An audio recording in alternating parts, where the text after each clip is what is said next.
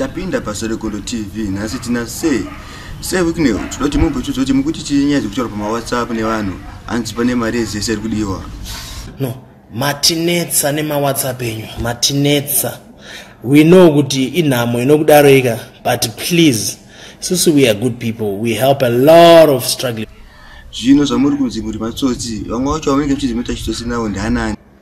Tese tiri matsotsi.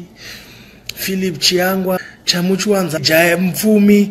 Zvino zvadaiso nemuchakwanisa kuramba muchibatsira vanhu here zvakamuchimboita. Chaita izvo zvandibatsire munhu. Gara ine nhamo yenyu. Ungochifunga kuti ndiri kubatsira ukavamwe wangapa vari kutowisha vese. Saka gara ine nhamo yenyu. Yangu mari ndeyekudya ndega. Ndibvise kana send kana tuma inbox twenyu muchikumbira fees echi. Don't send those. Pana chatobatsira.